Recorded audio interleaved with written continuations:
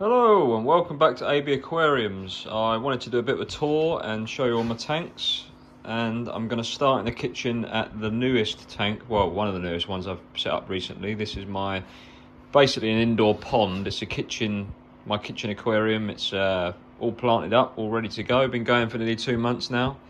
It's a really odd size. It's about 40 inches long, so about a metre long, by 26 inches wide, by 19 inches tall. So it's about 330 litres or 75 US gallons, 80 US gallons around there. It's a really odd sort of size, but yeah, it's I've just fed some frozen cyclops in there, if you're wondering why there's all food floating around everywhere. But in this tank we've got white cloud mountain minnows, a group of maybe 28 of those in there. So there's a nice little group of those in there. I've got all sorts of plants. I've got hygrophila stem plants at the back. There's another stem plant that I cannot remember the name of, but I'll have to dig it up and I'll probably put it in the description when I remember what it is. And loads of epiphyte plants. We've got Anubias nana, just normal Java fern, plenty of normal Java ferns about, loads of little ones dotted about, glued to rocks, some are just wedged in there. And we've got some dwarf Sagittaria just starting to grow in and spread. There are some new ones popping up here, there and everywhere. So yeah, that's the plants in the tank, starting to take off, starting to do very well. All the stones are starting to get covered in that algae, which is what I like to see. I've got some pink ram's horn snails in here. There's a couple of blue ones, couple of brown ones, couple of spotted ones. So yeah, hopefully they'll breed and make more. I've got some red cherry shrimp in here that I've moved over from another tank. There are a few odd fish in here that I added in. A few endlers. I've got a few endlers in there, just a mix of males and females, just add a little bit more of a mix to it. But filtration wise, all I've got is an air pump running one single sponge filter. Well, it's one filter with two sponges, so I suppose you'd call it two filters, couldn't you? I've got an air stone in there as well, so I've got some more aeration in the back there. But yeah, that's literally all that's running this tank of over 300 litres, is literally one large-ish sponge filter with two sponges on it. So yep, the plants are the filtration. The whole tank is doing the work in terms of biological filtration. There's plenty of surface area for everything to start growing on, so I'm not too concerned about having big canisters on it. I mean, I've only got small fish in this tank, so I'm not producing much waste. Yeah, I just used play sand in the bottom there, so nice and cheap and cheerful. And the little white bits are a little bit of crushed coral, or aragonite is what another word for it that we call it over here in the UK. But yeah, I mixed a little bit into the sand, and a lot of it has come to the surface just, you know, where the finer sand sinks to the bottom. But yeah, that's what we've got in this tank. So yeah, this one's growing in quite nicely. On to the next one. Okay, so this one is my little fluval Evo, which is about 52 litres or 13 to 15 US gallons. So not massive, but it's literally all we've got in here livestock wise is a pair of black clownfish. There's the small male there up by the overflow, and the larger female in there. But as you can see, this tank's gone mental with a leather coral called the Kenya tree, which does glow like a neon green sort of colour. But yeah, it's really taken over and got a bit mental. There's a little bit of a few other corals in there. Got a few zoas in there, a few other little odd ones dotting about, a few mushrooms. Yeah, I've kind of just let this one go a bit mad and let it do its thing. I'm not really too worried about keeping it all looking tidy, because I kind of like it's like a Kenya tree jungle. I did a little bit of a video about this, just going on about if you want an easy coral to grow in your first marine tank, then definitely go towards the leather corals, and especially the Kenya tree. It's got lovely colour. I don't know if you can see it on this video when you turn the blue light on. It's got a bit of a neon glow to it. You'd see it better with your eyes, to be fair. The camera never does it any justice, but yeah, it's really easy to grow, and it's just taken over, and I kind of allowed it to. So yeah, this is that tank. I could probably do with cleaning that wave maker up a little bit, but we'll get round to that. But yeah, there's the clowns in there. They're doing well. Mainly feed them brine shrimp, some other frozen foods, but yeah, they're doing very well indeed. Right, on to the next one. Next to them, I've just got a small 10-gallon quarantine tank that I've got Sid the Severum in, the red shoulder Severum. He's got a little bit of growth on his forehead there. Maybe it's a fungal type thing growing on the front there, but I'm treating this tank with salt, fairly strong amount of salt in there. He's been in there for just over a week, but hopefully we'll see him improve. He's improved a lot recently. He's you know, the white fungal growth on his head is definitely clearing up. Yeah, so hopefully he'll be ready to go back in the main big display tank that we'll get to in a minute. Right, on to the next one. The next tank is in the living room, which is basically a fish room, but we'll get to why that reason is when you see all the other tanks in a minute. But this is a 4 foot by 2 foot by 21 inches tall, so it's not quite a 120 gallon, but there is a sump underneath there, so going by the added volume it probably is at least 120 gallons. But this is my Mbuna tank. There's a few haps in there as well. They're the what are they called again? Haplochromus borlei, that was the name. I could not think for the life of me what they were called, but there's 4 of those in there. I actually got them at an auction at a fish club that I went to not too long ago. Well, I'd say it was probably over a year ago now. Time flies, you know. But yeah, all the Mbuna have hidden, all the yellow labs have hidden into the rocks because I've got the camera out, and I guess that's I don't want to be shown on camera, but that's fair enough. But yeah, literally what I've got in here is some ocean rock or reef rock. This was actually a marine tank originally, and I've made it back into freshwater. It's gone through stages in its life. And the reef rock there's some lava rock all sort of around the edges and around the base of the stack of reef rock I've got there. There's some Java fern growing in amongst it. I'm trying to grow a Amazon sword there, but it's not doing very well. And I imagine it's getting picked at by the fish, which probably makes sense. But there are a few babies amongst the lava rock when you get really close. I'm not going to get any closer because they'll all hide again. But yeah, they're all doing really well indeed. I've just fed in here as well, hence why the water's looking a little bit cloudy. And I kind of let the algae go a little bit mad on the back and the sides, because there is a few Siamese algae eaters in here as well. So I kind of let a little bit of algae grow. I'm not too worried about this looking like show tanks. To me, the fish are the show, so I don't really mind what the back and side glass look like to me. But yeah, keep the front pane clear, and that's good enough for me. So yeah, that's the Mbuna Malawi tank. On to the next tank. Okay, so here's my little fish rack I've got in the same room next to the Malawi tank. I've got on the top here, I've got a 2 foot aquarium here. This is about 15 US gallons or 60 odd litres around there, something like that. And we've got plenty of shrimp in there, breeding like mad, plenty of cherry shrimp, loads of colour on them, they're looking very well. Some endlers in there, some males and female endlers in there, plenty of babies, you can barely see them because they're so small. And what else have we got? We've got a little group of green neons, 6 of those. And there's still a couple of odd rasbora in there as well. I need to add more to that group because I think a few of them might have passed on. But yeah, I think I need to add a few more to that group. But we've got an Amazon sword in the back corner there. It's doing fairly well. And more of the, what do you call them? What stem plant is that called again? Hygrophila. Yeah, more hygrophila growing in the back, similar to the kitchen aquarium. And some Java fern growing on the wood. This one's just all natural. I'm just letting this one go mad. Hopefully it'll grow in a bit better. I have cut all the plants back because it was getting a bit crazy in there. But yeah, got a little bit of dwarf sage again, starting to spread. But yeah, this one's mainly just for the shrimp and the endlers and a few other little fish mixed in. But yeah, this one's running on a sponge filter. And yeah, another little breeding projects I've got going on at the minute. Okay, on to the next onto the next tank. Next to the 2 foot planted tank is probably the most recent tank I've set up recently, and that was the little easy, simple aquarium for beginners that was on a few videos back that I'd done.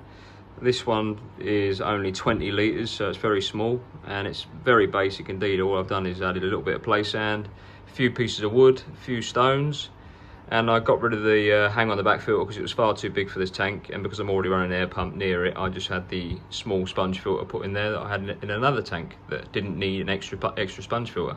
So that was handy. I could add that straight into this tank, so that instantly cycled this tank. And I added a few red cherry shrimp and a few pink ram's horns. So they're going to start nibbling on that algae wafer that I threw in there. But I've got a few pieces of Java fern and more hygrophila because I've got more than I know what to do with. grows crazy in my water, so don't really mind that.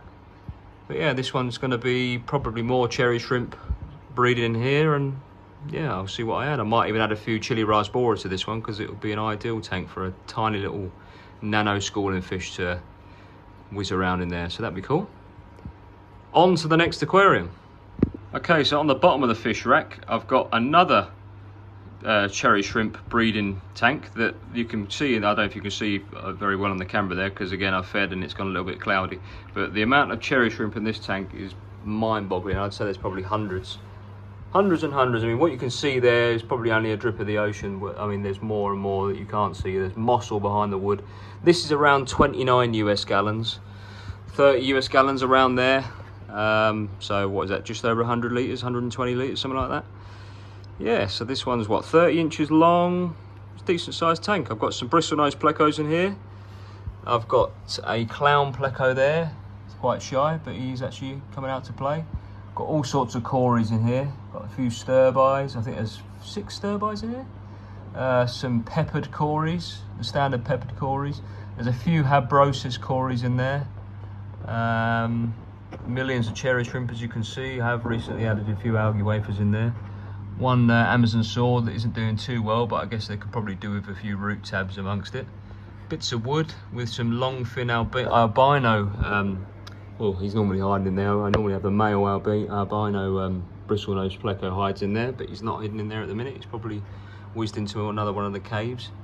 But yeah, got some Marimo moss balls that have kind of split apart and made little mini moss balls.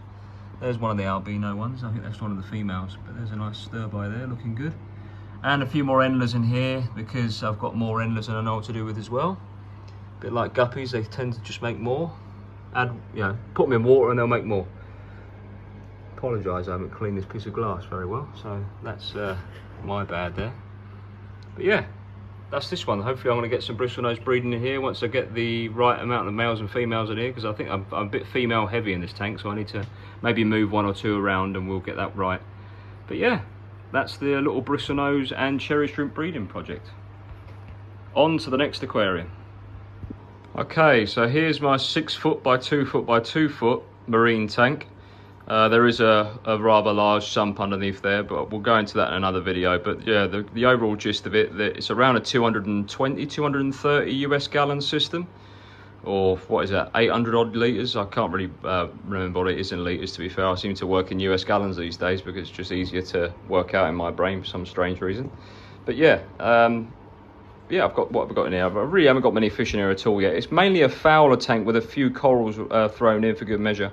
Lighting wise, I've got 2 AI primes, AI Prime 16 HDs, and there's an AI Hydra 52, which is quite an old model now, but I got that really cheap, so I've added that to the mix. So any corals that needed a bit more light, I've put underneath the Hydra 52, which is I've got one Montipora there that I mean you can't really see the colours very well in this video, unfortunately, but that's a Forest Fire Montipora. That's a branching Montipora, and there's a plating Monty there, which is actually orange, but again the camera just will not pick up the colour. I suppose I could get some of those lenses which add a bit more colour. A bit of GSP at the back, green star polyps, I'm hoping will eventually grow up the back wall. Quite a common thing to do in marine tanks, but I quite like the look of that, so we'll see if that works. This is a green splatter hammer coral, I believe it's called. But yeah, that one's there, it's doing quite well. A few zoas, not quite sure what type of zoa that is. Again, the colours just really don't come out on this video, so I apologise for that. Some fuzzy, hairy green mushrooms. There's probably not the technical name for it, as you can imagine, but yeah, a few mushrooms growing on that rock there, and a few purple mushrooms. But yeah, it's a pretty bland scape. I've got a regal tang, a baby regal tang in there that you can probably barely see, just hiding in the rock. And below that, there's a coal tang, an orange striped coal tang.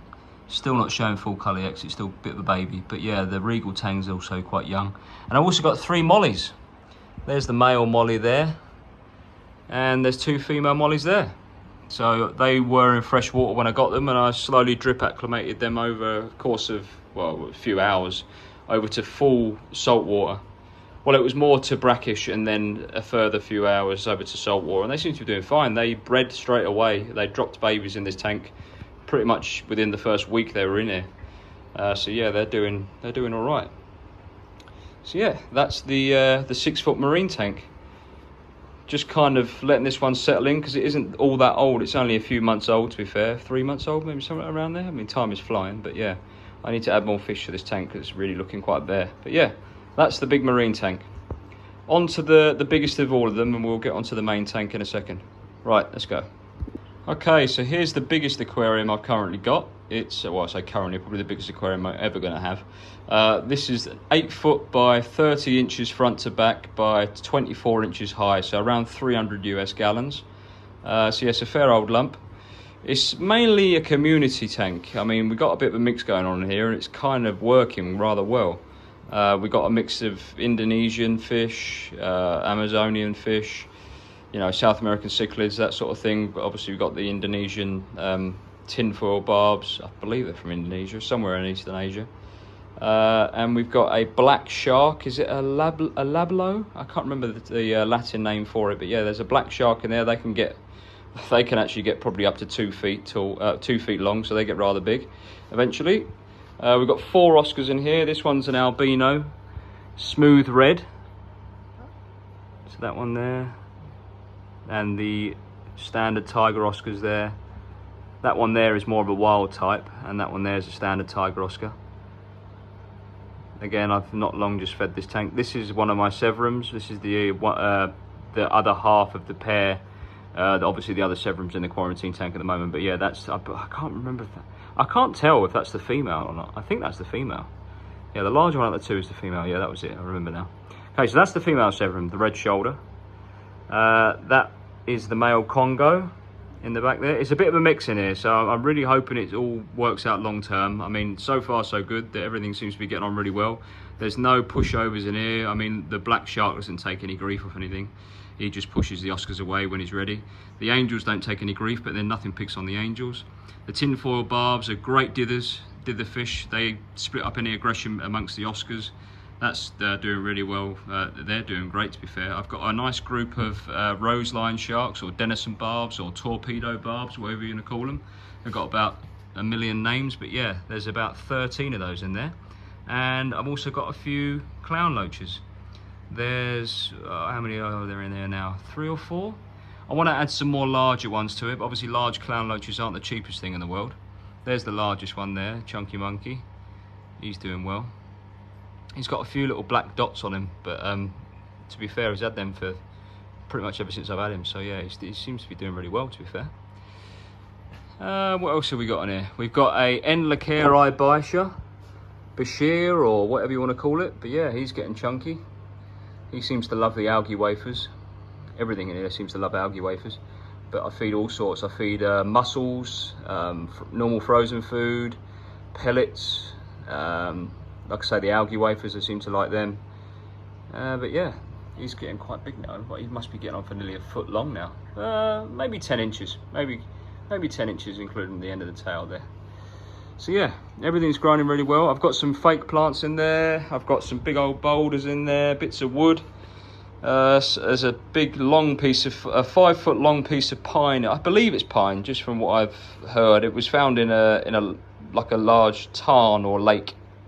What we call over here, sort of like a small lake is a tarn in Cumbria, UK. For some reason they call them tarns, but yeah, it was found in a tarn on a farm. And yeah, I managed to get some cheap driftwood off someone selling it on Facebook Marketplace, and they'd already been waterlogged, so that was ideal. But yeah, there pieces of wood in there are all already out of a lake. They've already been waterlogged for a long time. So yeah, I'm kind of liking the fact they've already got that sort of smooth look to them. They're already got that worn, weathered look to them. Yes, there's some big old rocks in here, some pebbles, large piece of driftwood, and some fake plants, because obviously real plants just get absolutely annihilated by the fish. I've got some pothos growing at the top. Roots just going in the water. This Severum used to pick at the roots in the last tank he was in, but he seems to be leaving these alone. I guess he's not really got the time to focus on the roots when he's got all the other fish to contend with, and he's getting fed plenty, so I don't think he's too worried about the roots now of the pothos, which is good, because anything to just help out with the extra nitrates. I do big water changes on this, weekly water changes, possibly every 2 weeks if I don't get the chance some weekends. But yeah, I make up for it by doing big water changes. So yeah, this is the biggest tank, 300 US gallons, or crikey, what is it? 1133 litres, I think it is. So yeah, it's quite a lot of water I've got around me in the living room, or the fish room, I suppose you could call it. So yeah, there's that one. There's the big marine tank. There's the fish rack. There's the Malawi tank. So yeah, and one sofa, because you don't really need any more than that, do you? Right, I hope you've enjoyed the tour. I know I've waffled on a bit as usual, but yeah, I wanted to show roughly what I've got set up at the moment, and just going to add more to it and make more content, and join me along for the ride. So I'll see you on the next one. Take care.